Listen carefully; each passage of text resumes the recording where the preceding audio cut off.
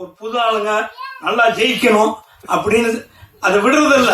எப்படிப்பட்ட படமா இருந்தாலும் எங்களால் அந்த படத்தை வெற்றி அடை செய்ய முடியும்னா அது உங்க கையால் தான்.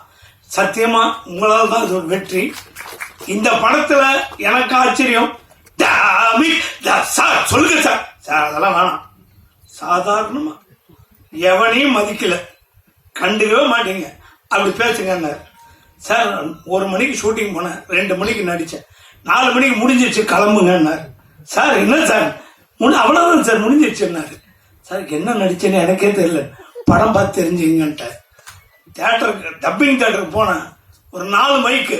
சார் என்ன சார் எதுல பேச நீங்க பேசுங்க, அது கேட்ச் பண்ணிக்கணும்.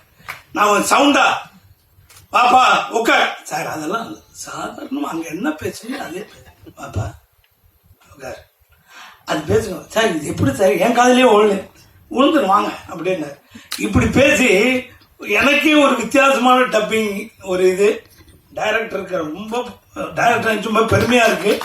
ஒவ்வொரு சீனும் அழகா சொல்லி தந்தாரு. சில டைரக்டர் சொல்லி தரப்போ அப்படியே ரசிச்சு அவங்கள மாதிரி நடிக்கணும்னு ஒரு ஆசை வரும். காளி வெங்கட்டு கூட நடிச்சு ரொம்ப பெருமையா இருக்கு. கவுண்டரான்னு எனக்கு கிண்டல் பண்ணிட்டு இருப்பாரு. அவர் படத்தில் நடிக்கிறப்பெல்லாம் ஏதாவது ஒன்று சொல்லுவேன், அதுக்கு சொல்லிட்டு இருப்பாரு.